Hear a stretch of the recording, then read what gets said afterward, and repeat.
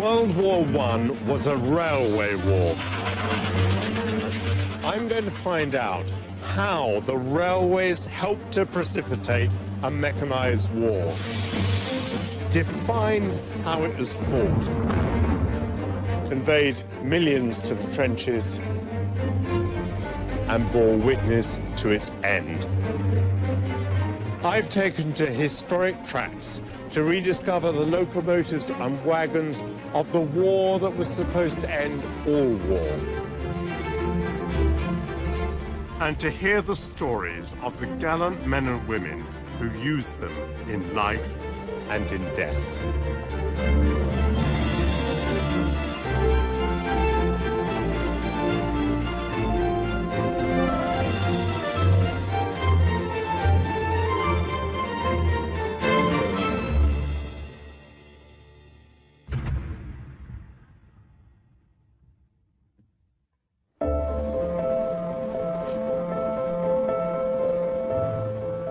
The war changed Britain.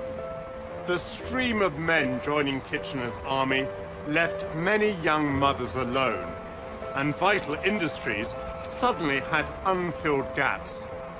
Meanwhile, some railwaymen who joined up found themselves doing familiar work, but in an environment that was alien and hostile. Today, I'll be learning how the war fundamentally changed British society. Women wearing their trousers. Yeah, quite. About the extraordinary exploits of Belgian spies. They used several different methods. You know, the pole... Pole vaulting. Yes, pole vaulting. And how the end of the war marked the beginning of the decline of the railways. In future, road transport will become more important than rail transport as a source of army logistics. I'll travel to Yorkshire to discover the role played by women in running the railways. Visit Bristol to hear a first-hand account of the front line. I'll discover a vital wartime rail route through London and travel to a key junction in Belgium used by the Germans, ending at British headquarters in France.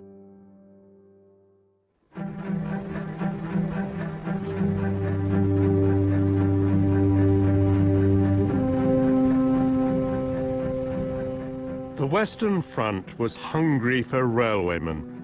In 1914, the Royal Engineers had just under 700 railway personnel in their ranks. By 1917, this number had swelled to 40,000. This was thanks in part to the efforts of former railway manager Sir Eric Geddes. He'd shown how, in a war where the front line had barely shifted in 3 years, railways could efficiently keep the troops supplied. I always find it moving to hear first-hand accounts from the front. Sue Jenkins's railwayman grandfather, Leonard Atkins, wrote a diary during the war.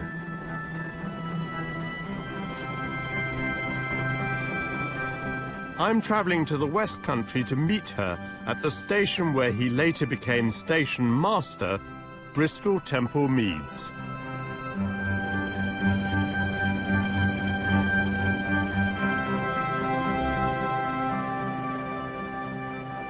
You knew your grandfather reasonably well. What sort of a man was he?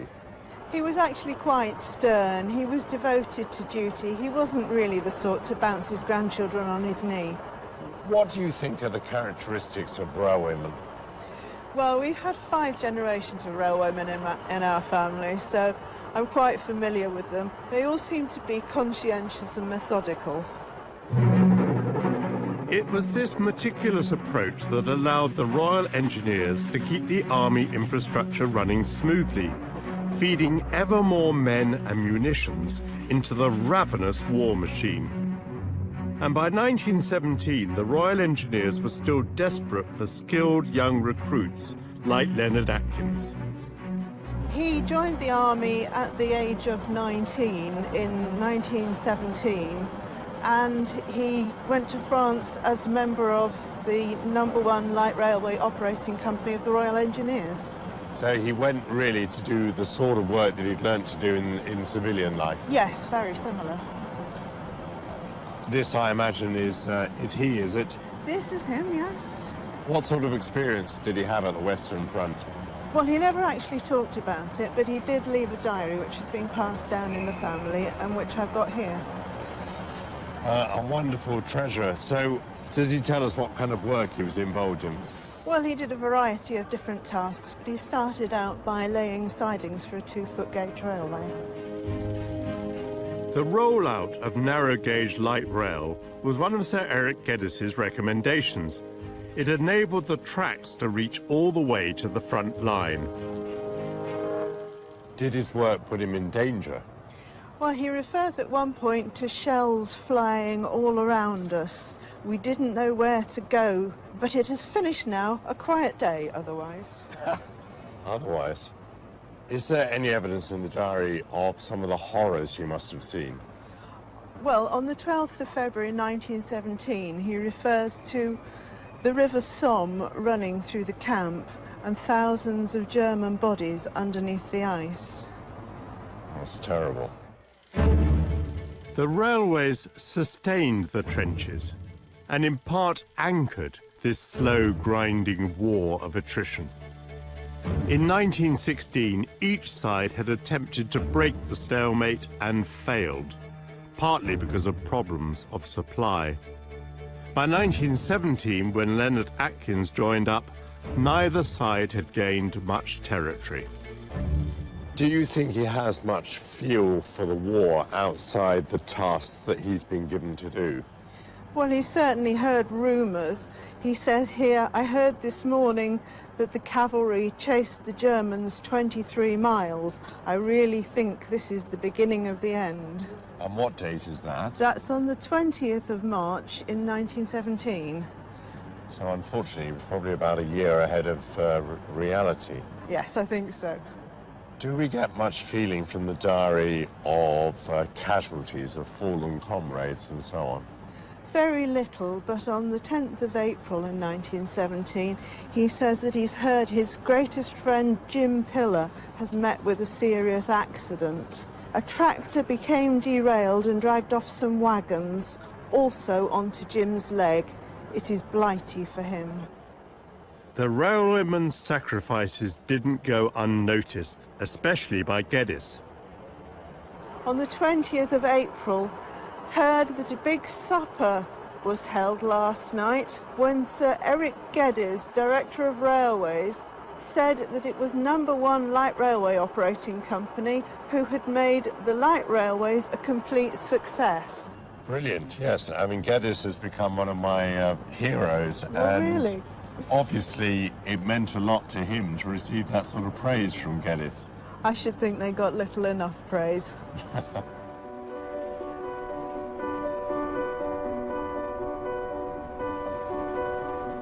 The railwaymen who enlisted must have made good recruits, being fit and skilled.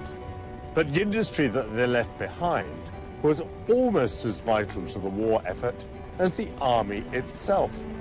The resulting manpower crisis required some cherished social taboos to be broken.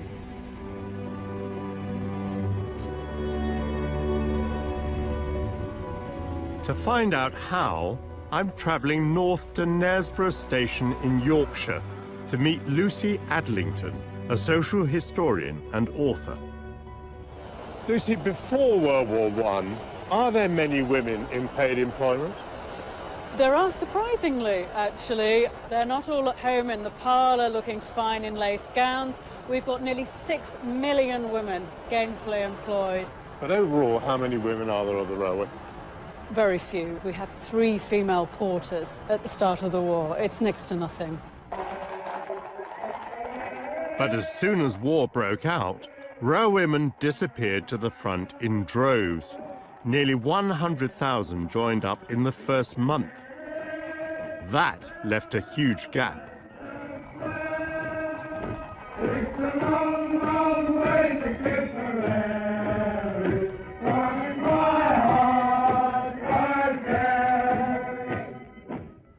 Nobody everybody thinks to look to women. They tell them to go home and be quiet and sit and knit. But by 1915, particularly after agitation by Mrs. Pankhurst and other former suffragists, we have this idea that women need to step up and do their bit. So instead of the 3 porters, we're eventually going to have 10,000 female porters working on the railways. In transport in general, we've got coming up to 18,000 women in 1914. At the end of the war, there are nearly 118,000 women, so that's a huge change. Now, what was the pinnacle of what a woman could expect to do? Not, I imagine, driving a train. They were definitely steered away from anything to do with moving trains at first. It was not considered suitable, but they take up almost every other job available. It's extraordinary. Including signalling? We do have female signal operators, yes. The signal box is the nerve centre of the railway network and was traditionally a male domain. How were women received doing jobs of responsibility on the railway? It's mixed. Particularly at first, people are worried that the work is immodest for women because it was very much a male preserve. The signal box, this is where men work. The railways is a man's job. And so to see a woman in uniform pulling levers was a real shock to some people. They were actually in uniform, were they? And did that consist of a jacket and trousers? Well, at first they didn't get uniforms because they were considered only as temporary gentlemen, as they were called, and so they had to make do. But then they got lovely, smart uniforms with all the insignia, and they very much appreciated the opportunity to wear uniforms because not only does it give you a sense of identity and belonging, it gives you status and authority, which is something that women had hardly ever had before the war. And so they're wearing skirts. The skirt hemlines do rise, so they've got more movement. But eventually, women do almost the unthinkable. Those working in workshops, they actually start to wear breeches, men's trousers, and they wear them in the streets.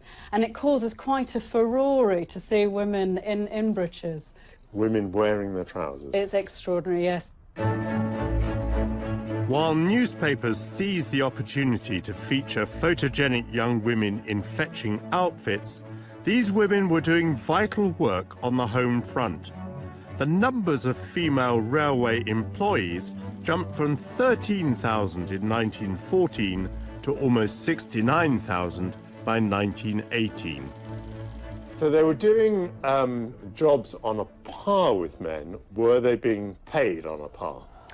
No, is the very simple answer. It's complex because the unions wanted to fight for men to keep their jobs and their wage levels after the war. They didn't want women to undercut them. But the companies don't want women to get the same wages. And so women are paid sometimes 2/3 or sometimes only 1/3 the wage of men for the same work. And in one case, a woman is getting a 20th of the wage. This pay inequality really hurt, as by the spring of 1917, the cost of food had doubled in 3 years. At the end of the war, vast numbers of men come back, many of them wounded, looking to get their jobs back in the railways. So what impact does that have on women? They're out, that's it. And very little recognition of their work. There's almost, it's one historian's called it the great silence after the war. We almost forget what women did. Do you think that there was a longer lasting impact, maybe a political impact, from the fact that women had done jobs like railwaymen during the war? There is an argument that women were rewarded for their war work by getting the vote. It doesn't hold up in as much as it was only for women who were over 30, and lots of the girls on the railway, they were 15 to 25 years old. However, it does at least blow this myth that women cannot do this job, and by the time the Second World War comes around and we need the women back on the railways again, they've already shown they can do it, and women are ready to step up to the mark once more. To do it again? Mm-hmm. While women kept the railways running at home, there was one very large obstacle to supplying the front line: London. The British railway network was, and still is, centred on the capital, with only a handful of lines going through or around the city. London commuters have been helped in recent years by new services that circumvent the capital, passing through Olympia or along the North London line, or through that tunnel that links Blackfriars and St Pancras. Londoners living by those lines a century ago would have seen the British war effort trundling by as countless trains carrying food and munitions headed for the Western Front.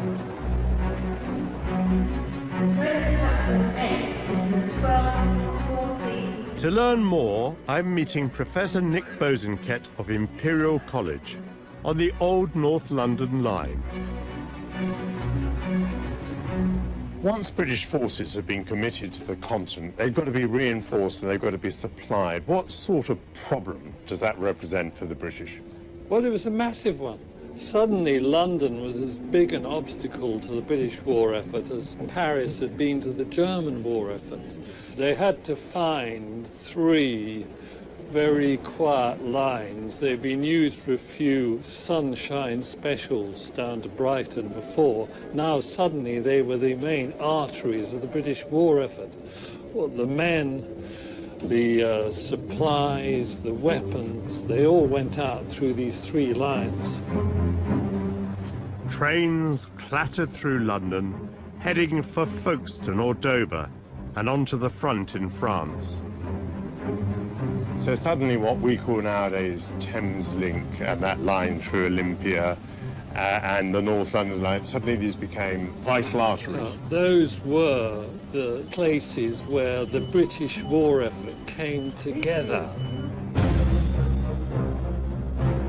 At the heart of this web of supply lines was Willesden Junction in northwest London.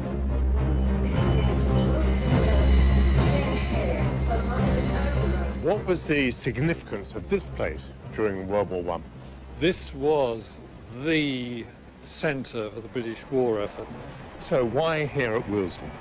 It was where all the railway systems got together, and there was the best linkage between all the lines, so they could come down from the munitions areas in the north and the Midlands and then get on the North London line and then get through any one of the 3 lines down to the coast. So if I've been here during World War I and looked out on what are now these marshalling yards, what would I have seen of the British war effort?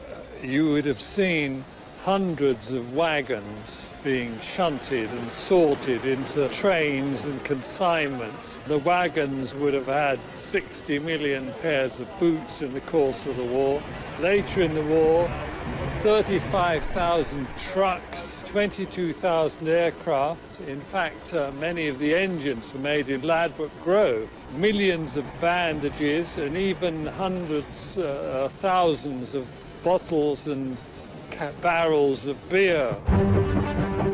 Over 20,000 trains used these sleepy suburban lines during the war as munitions, armaments, and finally tanks and trucks trundled through the capital.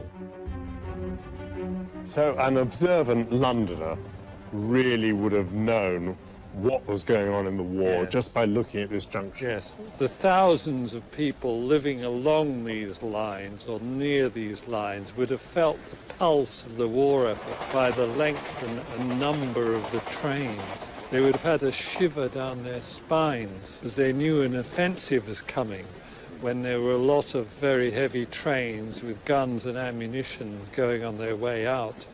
This was where the increasing British war effort was most clearly visible, all through this one channel down to the front.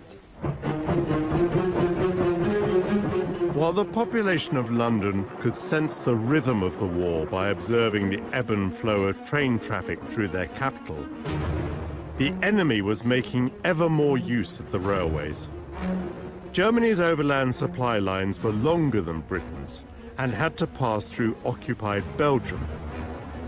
I'm traveling deep into the heart of Belgium, behind old enemy lines, to a strategic junction at Ottigny, the scene of dangerous covert operations during the First World War.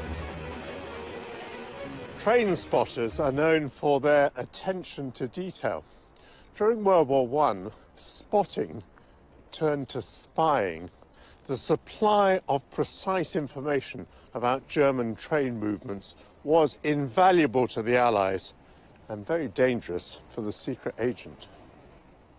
Here I hope to find out more about these brave men and women from historian Emmanuel de Bruyne. Emmanuel, we're evidently at a busy junction. So if in a place like Ottigny we saw a change in the train movements, some sort of build-up, how much notice would that give to the Allies of maybe an attack? Germans need really weeks to concentrate many divisions. For example, if you transport one division of more than 10,000 men, you need 20 convoys on the same tracks. So it takes a lot of time. This was the most elaborate international spy network that the British government had ever organized. The first stage was to persuade members of the Belgian public to risk their lives. Was the Belgian population willing to help the British and the French with this spying on the trains? In Belgium, especially at the beginning of the occupation, there was a real climate of terror. So yes, there was a desire to help the Allies, but also a real fear to do that. And another problem was the fact that spying was not very well seen at the beginning of the 20th century. A spy was not a hero. A spy was a kind of traitor. For Belgians living under the occupation, espionage for the Allies was an opportunity to remain committed to the war. And a room in the hotel overlooking the junction provided the perfect lookout. So the old Hotel du Chêne that stood here has a fantastic vantage point over the railway, and spies could use these windows to observe the movements. Yes, of course. From here you can watch the track, and you can notice every detail of every convoy coming down here from Ottigny to Charleroi. And then would all this be written down? How could that be noted? They used some methods to write it very quickly with some abbreviations, you know. So you have only a few figures and a few letters to note everything. So you can have on a small sheet of paper, you can have all the traffic on 1 or 2 days, but it means maybe 20 convoys. So they had to watch from the window during all the day and all the night. Then things became really dangerous. Passing the information over to the Allies involved crossing the border with Holland, which was protected by a 200-kilometre, 2,000-volt electric fence known as the Wire of Death. And so how would they cross this electric fence? It was very difficult. They used several different methods, and some are today Olympic sports, like, you know, the pole. Pole vaulting? Yes, pole vaulting. There was also shooting an arrow through the border with the report around the arrow. They also used some bottomless barrels. They crawled through the barrel, through the electric fence? Yes, indeed. Were the Germans successful in capturing some of these spies? Yes, they were generally successful because most of the networks had a life duration of only a few months. This network, which was called the Colon network, was destroyed after maybe more or less 1 year of functioning. And 3 of the main agents were condemned to death and executed in Brussels. It was a perilous business. Up to 1 in 3 were caught, and 234 individuals were executed for espionage. The information gathered at places like Ottigny was essential for the British High Command in planning the final protracted stages of the conflict.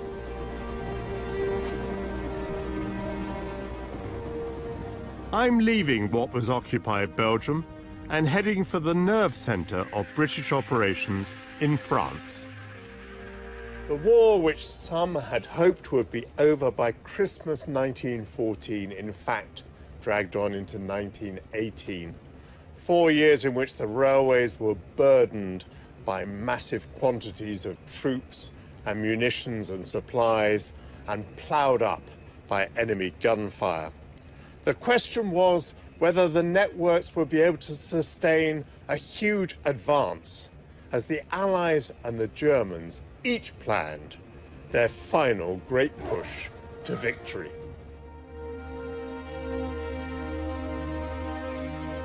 British headquarters was based in the ancient walled town of Montreuil-sur-Mer. I'm meeting Professor David Stevenson deep under the citadel to find out about the railway's role at the end of the war. From 1917, our map looks different because we've got American forces on it. What impact do they have on the logistical position? Very considerable difference. The Americans were actually having to be moved south of Paris. If you think of the French railway system as spokes of a wheel radiating out from Paris, the Americans were actually having to cross the spokes. And this created an enormous extra burden on the French railway system, which was already under heavy pressure. Why did the British choose Montreuil for their general headquarters? If you look at the map, you'll see that Montreuil is located on a railway line running up towards Arras and the British front line. Or behind Montreuil, you have the Channel ports, of course, of Calais and Boulogne, where British supplies and troops were coming in.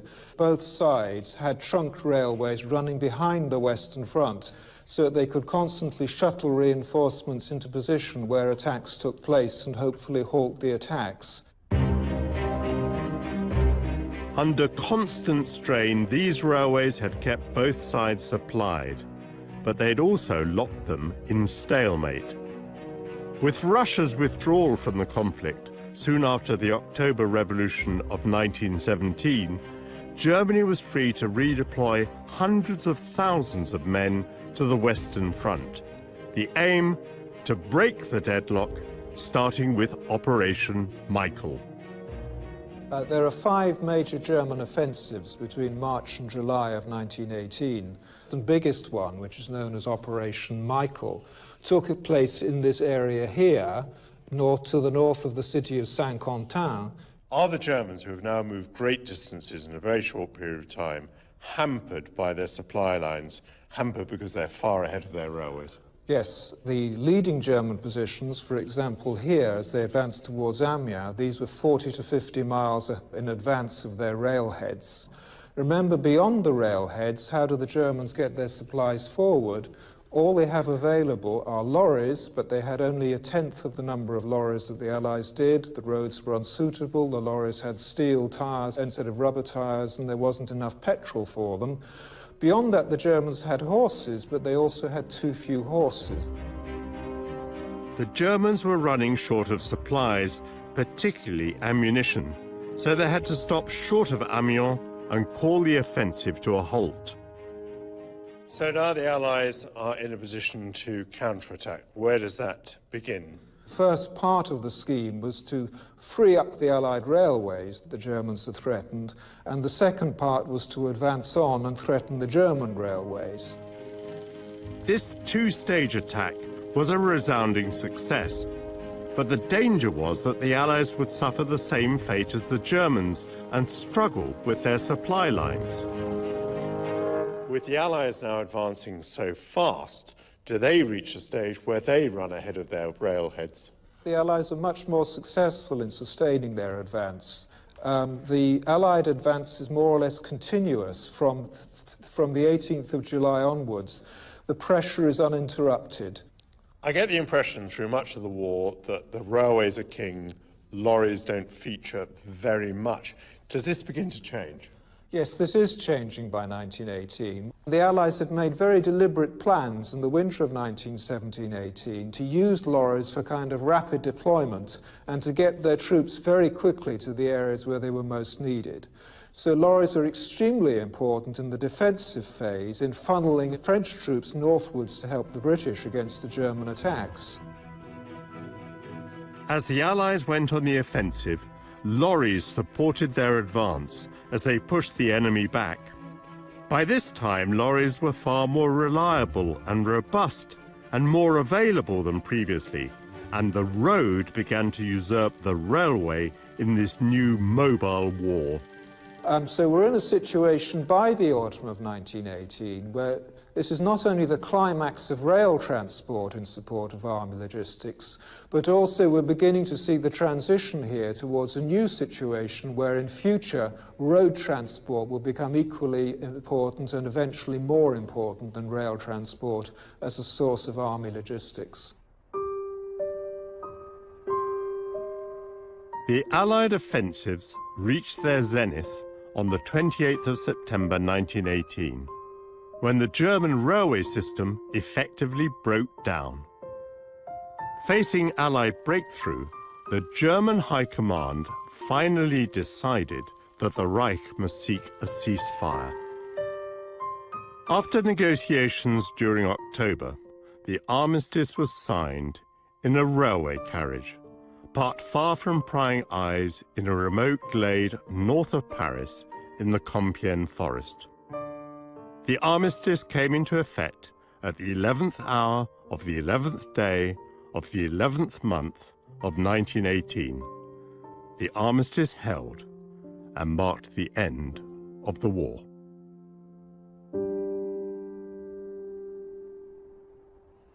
When the war began, women defied social convention by serving on the railways, filling the places of men like Leonard Atkins, who, in and around the Somme, applied his civilian expertise to lay tracks and keep the trains running. In even greater danger were those Belgian agents who tipped off the British about enemy movements of soldiers and ammunition. The reward for all of them came when, late in 1918, well-supplied British forces surged forward towards victory. On my next and final war journey, I'll hear the stories of the railway's war heroes. What a privilege for the passengers to have two VCs working on the train. Extraordinary. Absolutely, but then they probably never knew. Encounter a historic railway wagon used to honour the fallen. It's a replica of the coffin of the unknown warrior, whose remains were conveyed in this van. And hear how the railways helped to give birth to battlefield tourism. You've got the British Legion organising 11,000 people to come for a ceremony. I mean, that is in itself pretty much a military-scale operation.